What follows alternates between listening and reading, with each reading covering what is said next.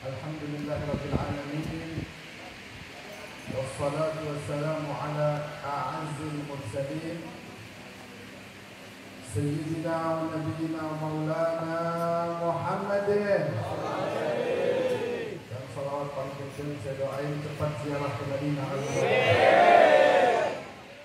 ala Sayyidina wa nabiyyina Muhammadin. الفاتح لما أغلق والخاتم لما سبق ناصر الحق بالحق والهادي إلى الصراط المستقيم وعلى آله حق قدره ومقداره العظيم. أما بعد يا فتاح يا حليم.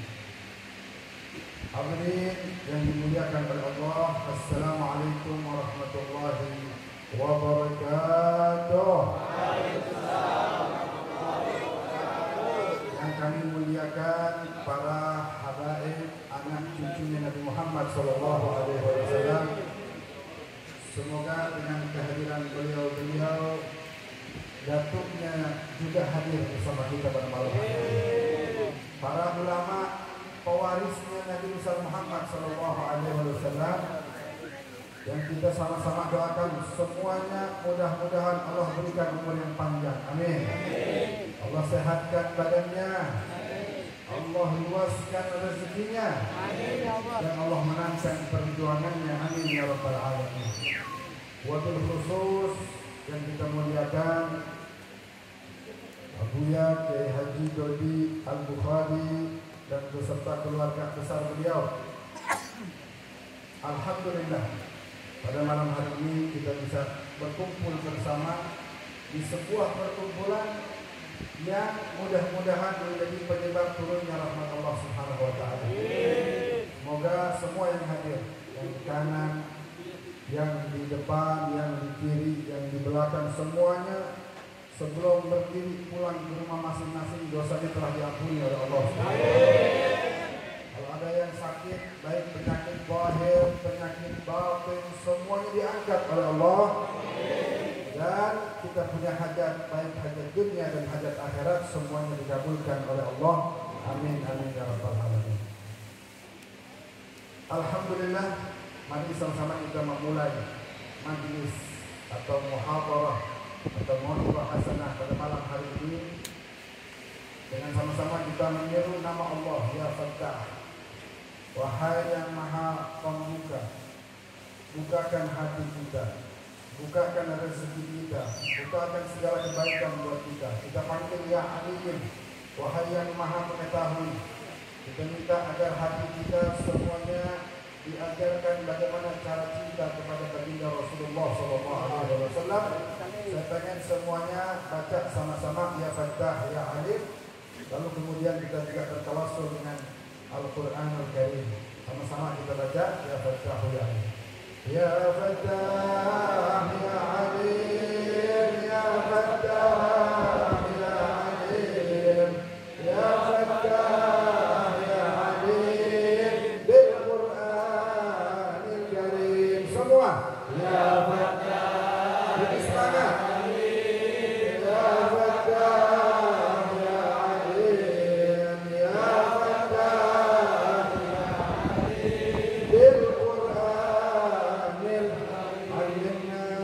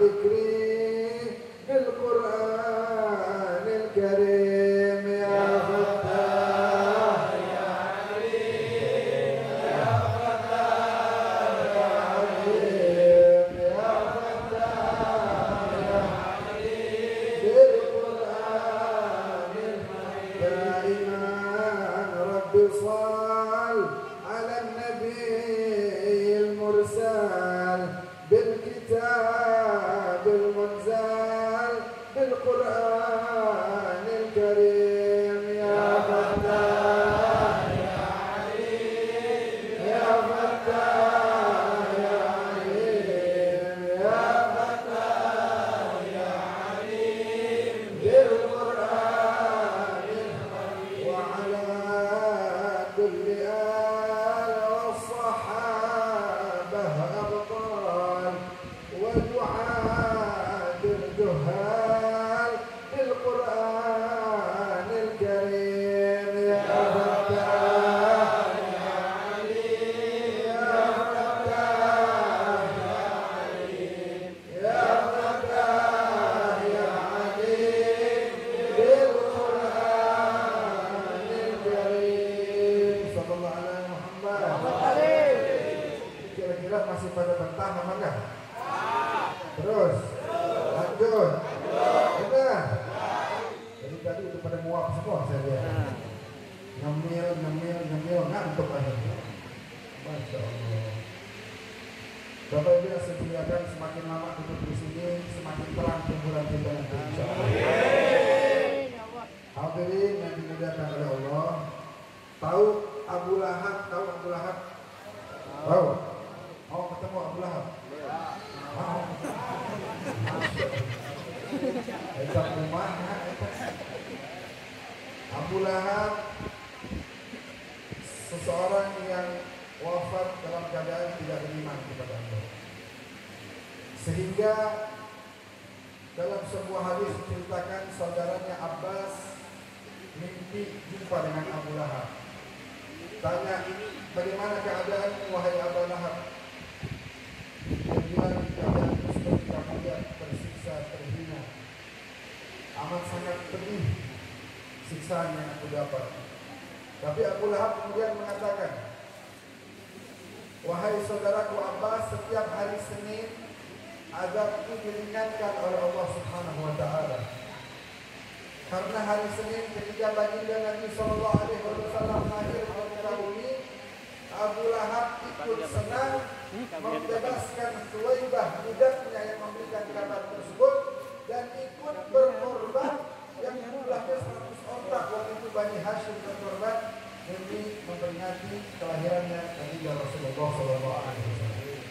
Sehingga Al-Hafidz Syamsuddin bin Nasruddin Ad-Dimashqi, seorang ulama dari Damaskus tempat Al-Faqir belajar dulu, mengatakan dalam sebuah bait syairnya yang begitu terkenal, "Idza kana hadza kafir ja'a damuhu bitabbat yadah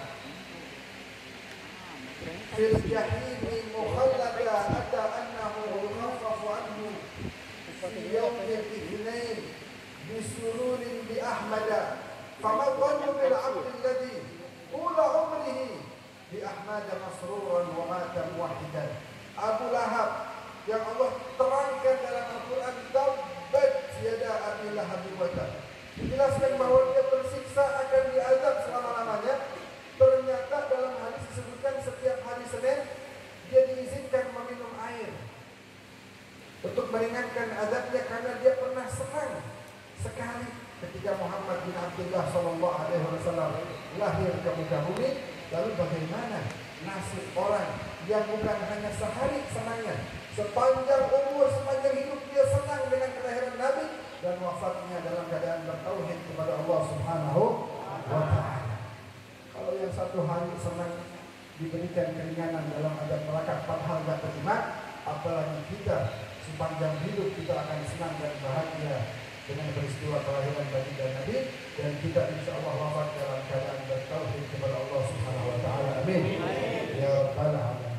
Abu Lahab punya anak namanya Durrah. Abu Lahab sama Sayyidina Abdullah ayah Nabi adik kakak. Punya anak Abu Lahab namanya Durrah.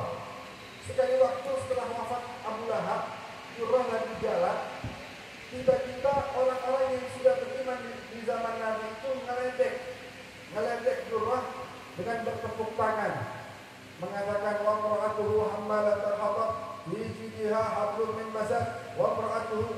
Akhirnya Durrah ini marah. Begini akhlak kalian, wahai para pengikut Muhammad.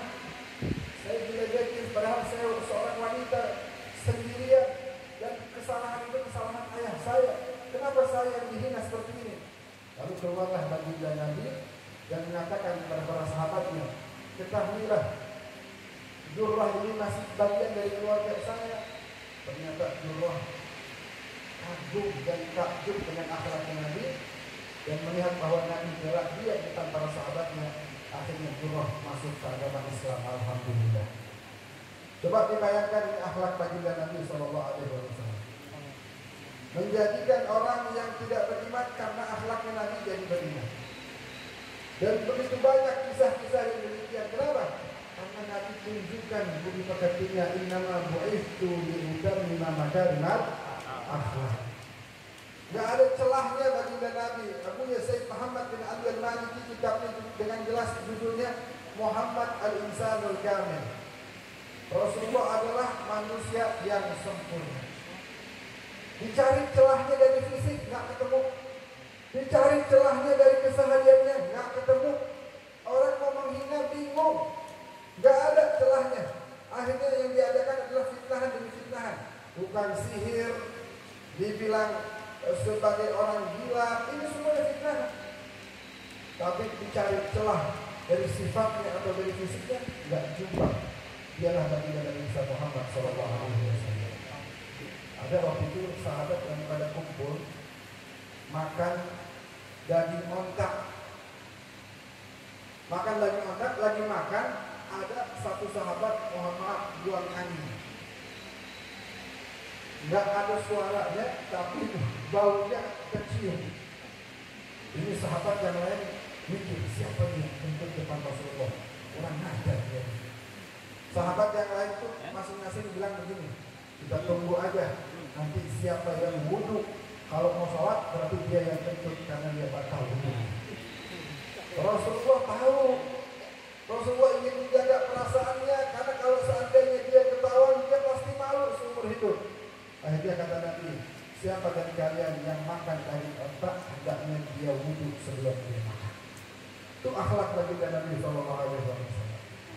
Ada seorang ibu-ibu datang membawa hadiah. Dia pengen kasih hadiah untuk Nabi, tapi dia punya uang. Orang yang fakir miskin, akhirnya dia nabung. Kalau sekarang itu mungkin sehari nabung Rp1.000. Nabung Rp1.000 sampai Rp10.000. Dia pergi ke pasar mau beli anggur untuk Nabi. Dia bilang, saya mau beli anggur, berapa harganya? Mungkin kalau di sini 30.000. Dia bilang, saya nggak punya uang, baru 10.000. Kalau 10.000 itu yang di bawah tuh, yang sudah mau rusak. Tapi karena dia nggak punya uang lebih, dia beli. Dia datang ke Rasulullah ibu dengan penuh kesenangan ingin memberikan hadiah buat Nabi. Ya Rasulullah, itu kan hadiah. Aku datang membawa hadiah untuk Rasulullah. Rasulullah terima, ahlan wa sahlan wa marhaban, diterima. Begitu dimakan 1, 2, 3, ternyata semuanya sudah basi. Sahabat yang lain perhatikan, ini Nabi Muhammad tumben makan sendirian, biasanya bagi-bagi. Jadi dimakan sendiri semuanya sama Nabi. Sampai habis Nabi bilang, alhamdulillah. Si ibu tanya, gimana rasanya Rasulullah? Masya Allah, kata Rasulullah. Pergi dia dengan bahagia yang luar biasa. Sahabat tanya, ya Rasulullah, biasanya bagi-bagi, kenapa sekarang dimakan sendiri? Antum lagi lapar, wahai Rasulullah? Tidak. Tapi semua anggur yang dibawakan semuanya sudah rusak atau sudah basi.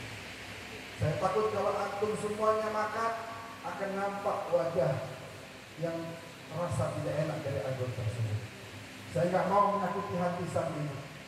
Inilah akhlak dan budi pekerti yang dimiliki kita dari Rasulullah SAW. Maka beruntunglah kita di malam hari ini diberikan kemudahan untuk bisa hadir di majelis Abuya Dodi Al-Bukhari, bisa duduk di sini dari tadi mendengarkan lantunan-lantunan salawat, mendengarkan sambutan demi sambutan yang insya Allah bermanfaat buat kita semuanya. Amin ya rabbal alamin. Hadirin yang dimuliakan oleh Allah, kalau seandainya kita bicara tentang Nabi, sebenarnya tidak ada habisnya. Para ahli syair mengatakan yafna zaman wa fihi ma'rad yusafi. Walaupun zaman sudah habis, masih banyak akhlak dan budi pekerti Nabi yang belum disampaikan.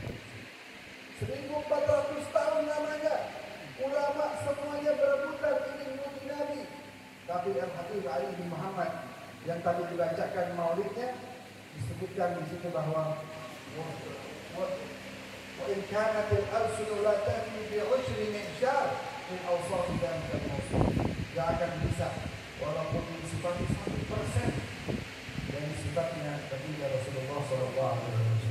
Kan kita sering baca dalam murdahnya, kita harus baca mudah luar biasa pujian untuk Nabi. Ada di situ apa?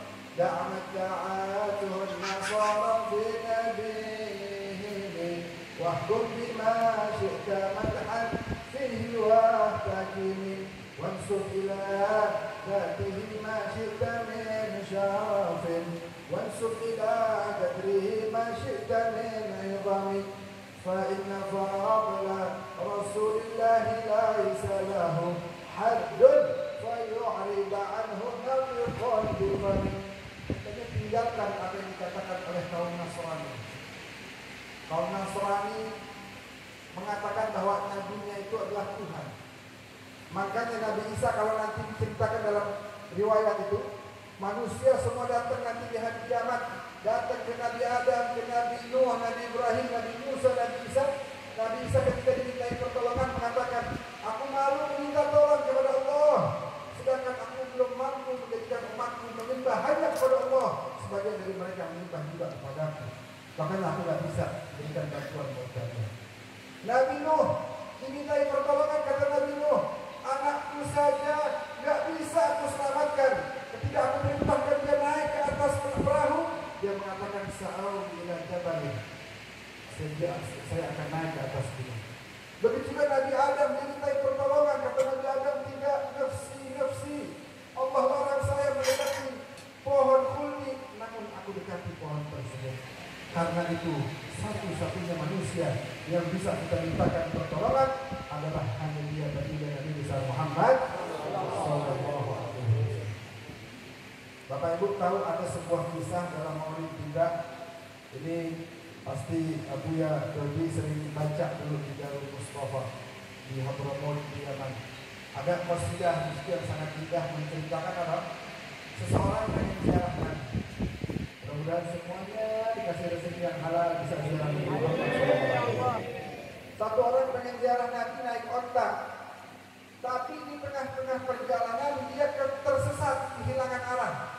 Depan padang pasir, kiri kanan belakang, sejauh mata memandang padang pasir. Akhirnya dia berhenti sejenak dan dengan kerinduan terhadap Nabi, dia lanjutkan pujian sholawat kepada Nabi. Akhirnya si otak ini melangkah sendiri. Si otak gak disuruh jalan, gak ditarik tunggangannya, dia melangkah sendiri. Makanya dalam qasidah di dalam Maulid tiba disebutkan, alam taraha wa qad maddad khutaha wa salat min majami'iha sahaib. Coba lihat onta itu. Perhatikan onta itu. Melangkah dengan cepat, semakin besar langkahnya. Gak hanya itu, perhatikan matanya mengalir air mata yang berderas. Ini kisahnya. Jangan aneh, pohon aja tempat bersandar Nabi Muhammad ketika berdakwah menjadi sedih ketika Nabi memindahkan mimbarnya. Terdengar suara tangisan dan ini direkam dalam hadis-hadis yang sahih. Onta itu semakin cepat melangkah. Dilanjutkan di situ. Fada'jad bazinani wa la tasubha faqaidu syauqiha lil hayyijad. Lepas tunggangan, gak perlu kau pegang.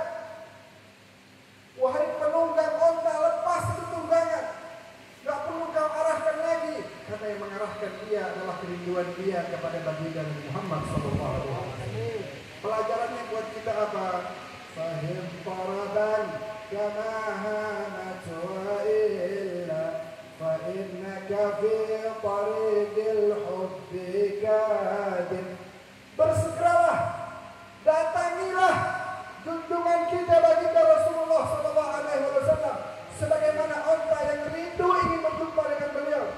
Kalau Anda tidak punya semangat yang sama, maka Anda berbohong mengatakan cinta kepada baginda Nabi besar Muhammad sallallahu alaihi wasallam. Hadirin yang dimuliakan Allah. Kita sangat perlu dalam hari-hari seperti ini, peringatan bulan Rabiul Awal ini, untuk semakin memperdalam, mengkaji lebih dalam lagi bagaimana sifat kepribadian baginda Rasulullah sallallahu alaihi wasallam. Kita sekarang coba melihat Nabi, sama yang buang angin aja dijaga airnya. Kalau kita dulu kentut dulu ya, bau dulu. Saudara, ya. Kalau ada orang ngasih makan, kita paling kalau basi makanannya kita nggak makan itu. Tapi Nabi ingin dijaga akhlaknya. Nggak cukup di situ. Fa'idza da'ahul miskin ajabahu ijabatan mu'ajjalah wa huwa al-abdu syafiqur rahim bil yatimi wal armalah. Kalau Nabi diundang sama Sayyidina Abu Bakar, sama sahabat Sayyidina Utsman, itu Nabi datang tepat pada waktu. Tapi kalau yang undang adalah orang yang fakir miskin, Nabi datang lebih awal daripada undangannya. Karena Nabi tahu dia kecil hati, dia mau undang Nabi, pasti perasaan dalam pikirannya, kira-kira Nabi mau datang apa enggak ya? Saya hanya bisa kasih jamuan yang sederhana. Ternyata Nabi datang lebih dulu. Kalau sekarang orangnya, kalau ada undangan ditakar dulu, ya paling ngasih untuk udah nggak usah datang dah. Kalau Nabi enggak, Nabi ketika yang undang orang yang fakir miskin, orang yang sederhana, malah lebih cepat. Makanya dalam sebuah hadis beliau mengatakan, "Man ihtarama ghaniyan bi ghinah, faqad ja'a bil-ghadab." Siapa orang menghormati orang kaya karena kekayaannya, 2/3 agamanya telah hilang. Berarti Habib, kita gak boleh hormatin orang kaya. Boleh dan harus, tapi bukan karena kekayaannya, tapi karena dia adalah saudara sama dengan kita. Kata Sayyidina Ali, al-insan imma akhun laka fid din aw nadhurun laka fil khalq. Kalau dia muslim, maka dia saudaramu seagama. Kalau dia tidak muslim, maka dia adalah satu jenis, yaitu sama manusia dengan manusia. Antum tahu semuanya ada seorang ulama di Palu sana, di Palu yang namanya diabadikan sekarang jadi nama bandara di Palu. Kalau antum ke Palu namanya Mutiara Sis Al-Fitri nama bandara. Sis itu Sayyid Idrus Salim, punya 1000 sekolah mengislamkan Palu dan sekitarnya. Pernah Habib Idrus Salim ini mengatakan dalam sebuah nasihat yang sangat indah. Ya, beliau mengatakan dalam sebuah nasihatnya, wala na'am dunaka mu'minan wala kafiran hatta tughayyaba fil qabr. Jangan kamu pernah merendahkan orang lain, mau dia muslim bahkan dia tidak muslim, jangan rendahkan dia sampai nanti kamu turun di alam kuburmu, kamu tahu kamu orang yang berhasil melewati ujian demikian dan kamu menjadi ahli surga, baru silahkan kamu bertanya. Tapi kalau sekarang nggak boleh berbangga mengatakan kita lebih baik dari orang lain. Boleh jadi yang sekarang bukan muslim nanti dapat hidayah dari Allah. Boleh jadi kita wafat dalam keadaan suul khatimah. Ini pelajaran yang sangat penting agar kita bisa memaknai daripada makna tawadhu berendah diri.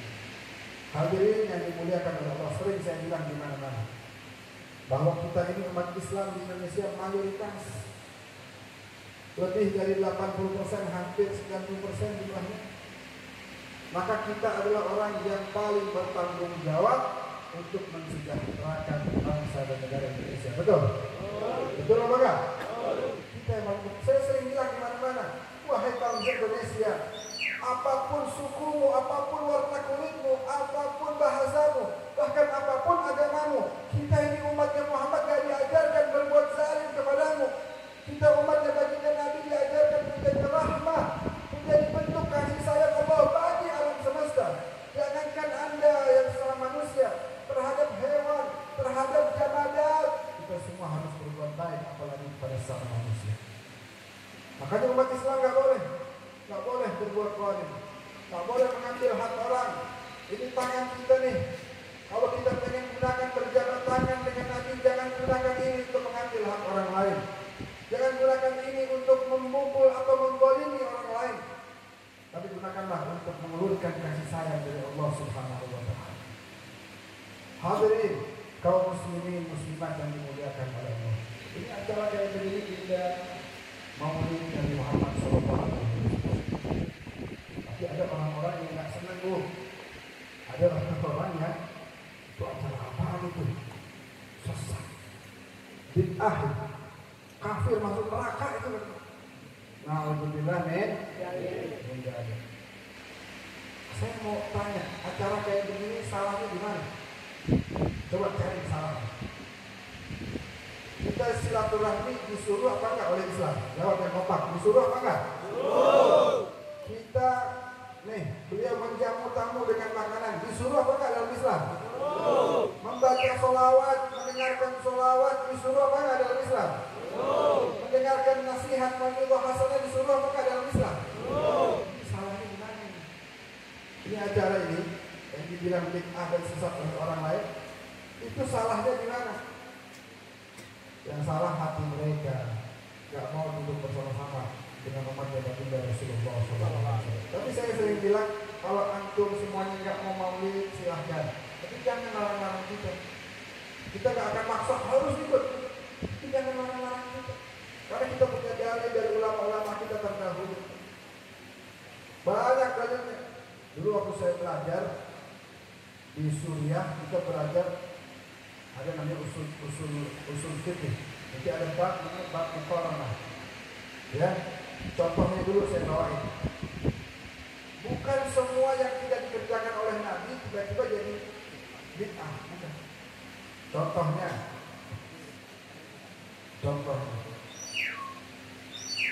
Nabi tidak berangkat ibadah haji naik pesawat. Ini pernah naik pesawat bukan?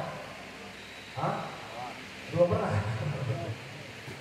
Umat Islam di sini kalau mau ibadah umrah, ibadah haji, naiknya apa? Onta atau pesawat? Pada ahli bid'ah. Kalau naik onta sampai Malaysia berjatuh dulu, tepal. Atau mungkin jangan inilah contohnya, nanti orang bilang kalau itu kan teknologi, boleh saja berkembang. Banyak hal dalam ibadah. Sekarang umat Islam umrah beberapa kali, Nabi tidak kerjakan. Haji sekian kali, Nabi tidak kerjakan. Tapi itu boleh, karena itu namanya tatawwu. Faman tatawwa khairan fahuwa khairun lahu.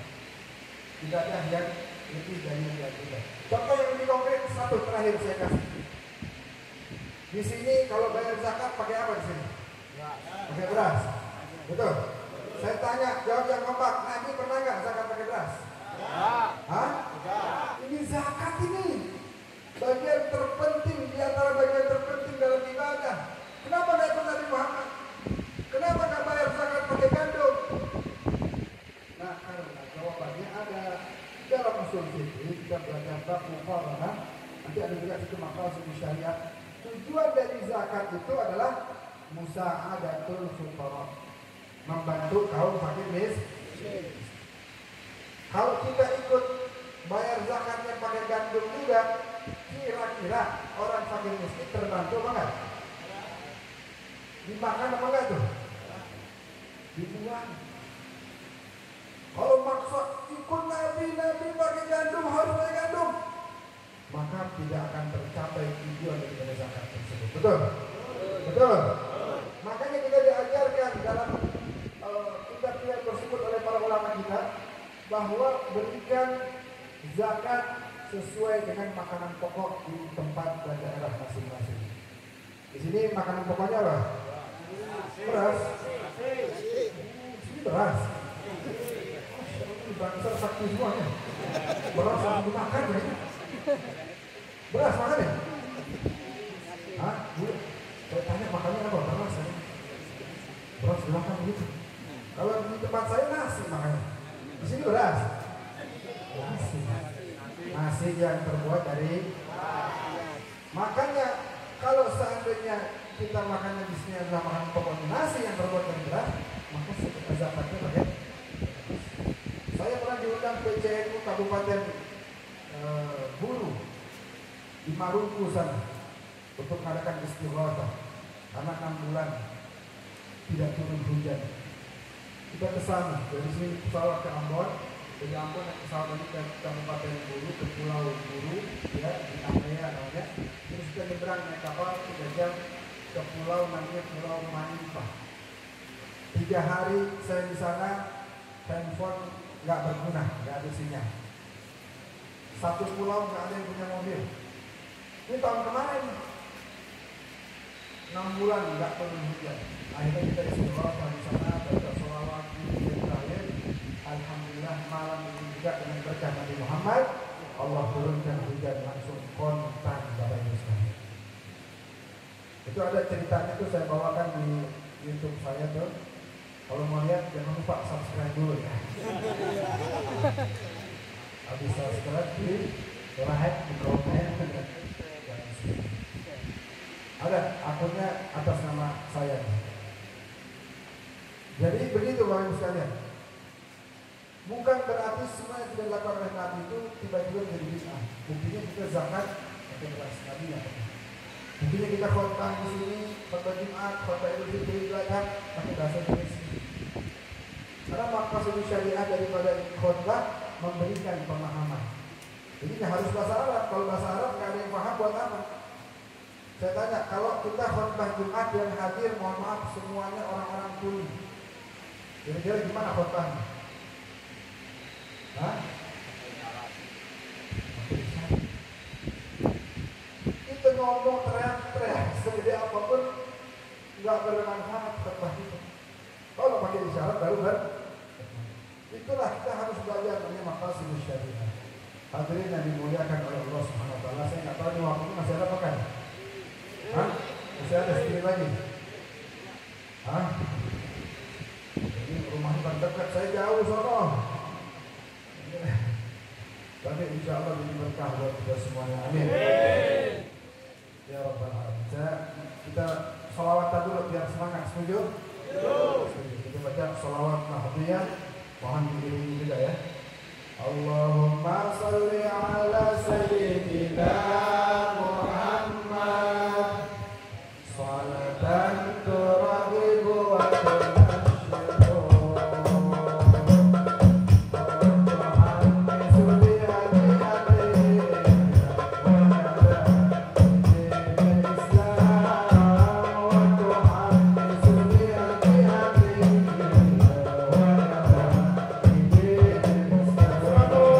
Allahumma salli ala sayyidina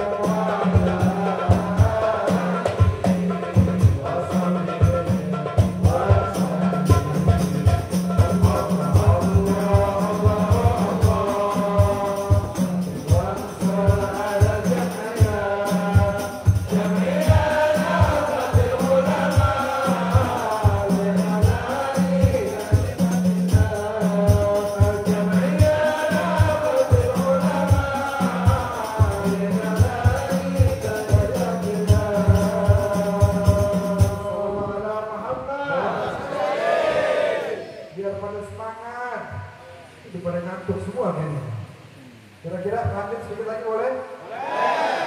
Masih semangat? Betul? Dua jam lagi mau? Tawar semua.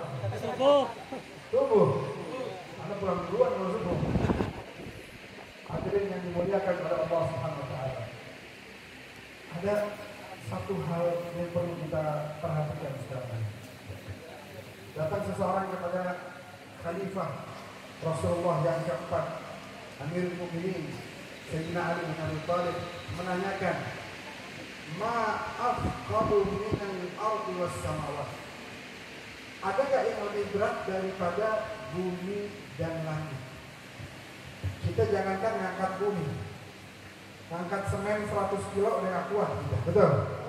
Betul? Ini ditanya, apa yang lebih berat dari bumi dan langit, isinya semuanya? Sayyidina Ali menjawab, al-buhtanu al-kadhib. Yang lebih berat daripada langit dan bumi adalah berucap bohong kepada orang yang tidak bersalah. Atau bahasanya di sini memfitnah orang lain. Maka saya ingin sampaikan, sekarang kita ini mungkin lagi musim pilkada. Di sebagian tempat calon yang satu memfitnah calon yang lain, menisbatkan hal-hal yang tidak sebenarnya dia kerjakan. Untuk apa? Memperburuk citra dia, dan akhirnya orang dan masyarakat memilih orang tersebut. Kita harus tahu, kita harus sadar bahwa memfitnah orang lain dosanya sulit untuk diampuni. Innal ladzina fatanul mu'minina, a'udzubillahi minasyaitonir rajim. Innal ladzina fatanul mu'minina wal mu'minat tsumma lam yatubu falahum adzabu jahannam wa lahum adzabul harim. Orang-orang yang memfitnah kaum mukminin atau mukminat lalu tidak bertobat kepada Allah, maka baginya azab jahannam dan azab yang sangat pedih. Ulama ditanya, maksudnya tobat apa? Apakah istighfar cukup? Apakah hanya minta maaf kepada orang yang kita fitnah, dia maafkan cukup? Tidak, nggak cukup ternyata. Habib Abu Bakar bin Abdullah Al-Abbas, seorang wali min awliyaillah, lewat satu kuburan. Seorang wali min awliyaillah mendengar suara tangisan dari seseorang yang belum lama dikubur. Kemudian beliau diberikan kelebihan oleh Allah, bisa berbicara. Lah kenapa? Apa yang kamu lakukan? Kenapa kamu merintih segitu hebatnya? Dia bilang, saya pernah memfitnah orang. Lalu apakah kamu belum minta maaf? Sudah, saya sudah datang ini ya. Saya sudah minta maaf. Saya istighfar sama Allah. Saya taubat kepada Allah. Tapi kenapa kamu masih tersiksa seperti ini? Tahu kenapa alasannya? Karena masih banyak orang yang percaya atas fitnahan saya, sehingga memperburuk citra orang yang saya fitnah. Orang itu udah minta maaf, saya minta maaf sudah maafkan saya sudah istighfar taubat kepada Allah. Tapi karena orang lain masih banyak yang meyakini fitnahan saya tersebut, kabar tersebut terus menyebar, sehingga saya pun terus mendapatkan kiriman azab dari Allah. Jika sekali fitnah orang, kesebar kefitnahan, terus kemudian kita minta maaf, sudah dimaafkan, istighfar, taubat, salat tiap hari kepada Allah, tapi itu belum menjadi jaminan kita mendapatkan ampunan dari Allah. Nah sekarang hati-hati, apalagi sekarang kita ada gadget, ada berita dikit sebar, Hati-hati, kalau seandainya itu merugikan orang lain, maka Anda termasuk orang yang menyebarluaskan fitnah. Allah berfirman, "Idza ja'akum fasiqun binaba'in fatabayyanu an tusibu qauman bijahalatin wa tusbihu 'ala ma fa'altum nadimin." Ada datang kabar, maka tabayyun, cari tahu benar apa enggak.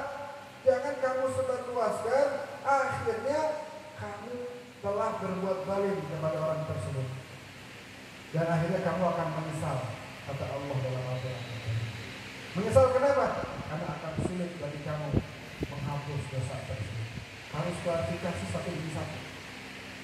Saya kemarin bohong, itu ternyata nggak benar gitu. Kayak sekarang tuh, ya ada apa tuh berita. Alhamdulillah ada berita katanya ini artis ini videonya nggak usah kita itu ada yang tanya sama saya itu gimana tuh nanggepinnya kita ikut nyebar atau gimana apa nggak usah ya, tapi kan kita penasaran juga ya itu memang mau lo penasaran juga itu penasaran bukan mau cari tahu kebenarannya mau nonton lo mah gitu. Nah, alhamdulillah deh. Dan jangan. Bahkan lebih dari itu sekarang kaum muslimin dimuliakan Allah. Lebih dari itu sekarang ada orang-orang yang naik ke mimbar Rasulullah, duduk atau berdiri di hadapan kaum muslimin, berceramah di hadapan mereka, tapi ngomongnya nggak benar. Ngomongnya tidak benar. Orang bikin maulid, ya, kemudian ditanya, lu dari mana? Di maulid tadi, gimana acaranya? Masya Allah. Ustadznya mubaliknya lucu banget, nyerempet porno, asyik lah pokoknya. Nah yang begini yang menyebabkan kualitas iman itu menurun.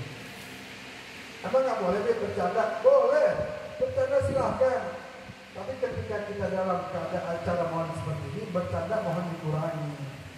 Kan bisa di waktu yang lain. Sekarang kasih tahu umat tentang akhlak Nabi, sejarah Nabi, agar kemudian pulang dari sini sholatnya pada makin khusyuk lagi, amin. Baca Al-Qurannya pada makin rajin lagi, amin. Akhlaknya pada makin baik lagi, amin. Kayak begini sekarang, akhirnya istri pada berani kurang ajar sama suami juga begitu galak banget, marahin bini mulu. Beliau keluar ketemu temannya baik, halus dia loh, benar? Bertakut gitu. Ada begitu, jangan.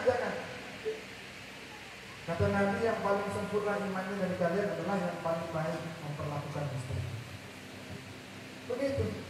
Pulang dari sini jaga akhlak, pulang dari sini didik anak, pulang dari sini rajin ibadah. Itu baru tujuan.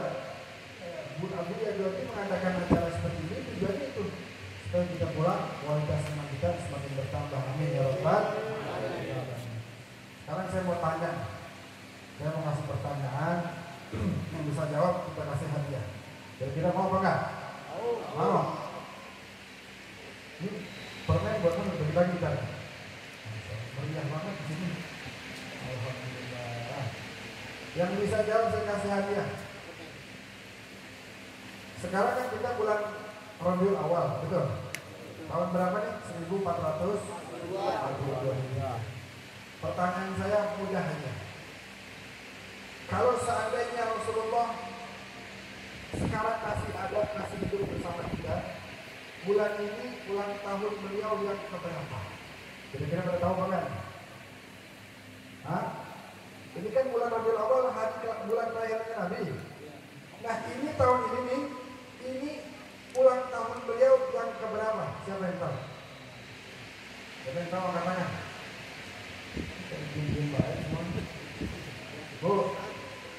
Bu, artis yang baru cerai siapa? Pada apa? Ayo, siapa yang mau jawab? Kalau Nabi sekarang masih ada bersama kita, bulan ini beliau ulang tahun yang keberapa? Silakan. 1440, kurang tepat. 1442. Kurang tepat. 1505. Mana? Kurang tepat, tapi semakin mendekati.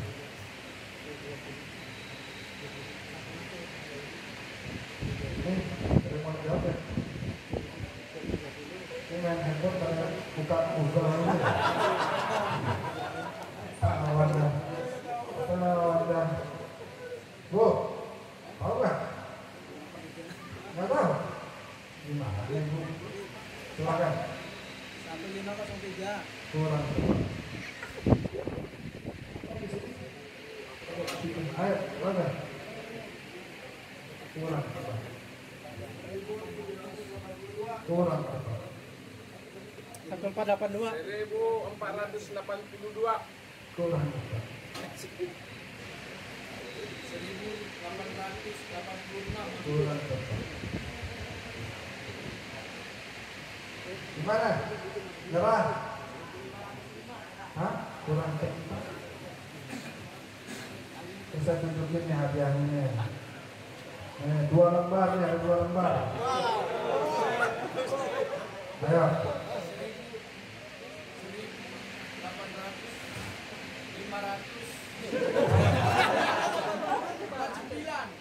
Kurang cepat. Mana? Angkat tangan dulu biar kita bisa tahu yang itu. Kurang cepat. 15. Salah. Iya berapa?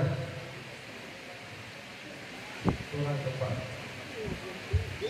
Ini sebenarnya cara ngitungnya sudah mulai kelihatan, cuma kurang tepat. Ini jangan masuk kantong lagi nih. Hah? Kertas merah yang halus-halus. Ini udah sini. 2 ya. Hah? Ayo. Tuh.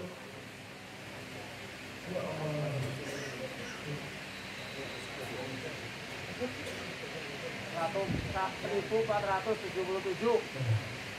Dapat 1. Bu, ini kan yang jauh di sini tadi nih. Ayo Bu. Buka dikit Bu, biar kedengeran Bu. Berapa?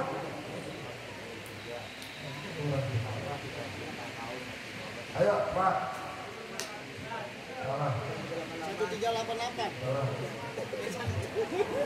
1. Tadi siapa? Hah? 1449. Salah. 14432. Hah? Nanti saya jelaskan jawabannya benar. Hah? Tambah 40 mana ini? Juga belum tepat.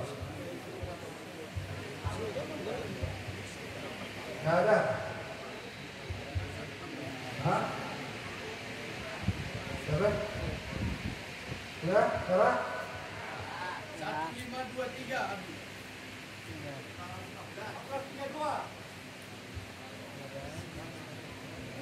Berapa? Tahun hijriah ditambah 445. Nyerah? Nyerah? Masuk kantong lagi berarti. 1531. Salah. Sudah ya, nyerah ya. Masuk kantong. Aman terkendali. Oke, saya kasih tahu dulunya. Rasulullah waktu hijrah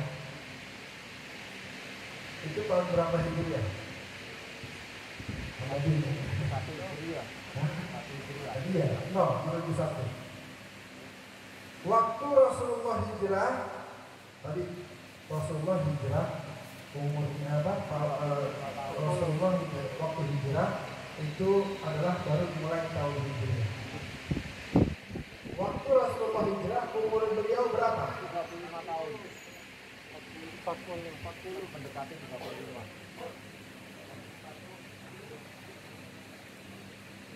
Waktu Rasulullah hijrah, beliau berumur 53 tahun. Beliau dakwah setelah diangkat Rasul umur 13 tahun di Mekah, betul? Betul nggak? Berarti umur beliau berapa? 95. Kenapa dari tadi nggak jawab? Kenapa baru sekarang bisa? Kan baru ngitung. 1, 4. 95. Hitungnya begitu. Awal hijrah umur beliau 53. Berarti waktu tahun pertama hijrah beliau ulang tahun ke-54. Sekarang 1442 berarti tinggal ditambah ini. Totalnya adalah 1490. Kira-kira benar apa nggak paham ya? Paham. Kira-kira mau kasih pertanyaan lagi apa enggak? Boleh. Boleh, ini gampang. Tapi hati ini berubah. Karena gampang.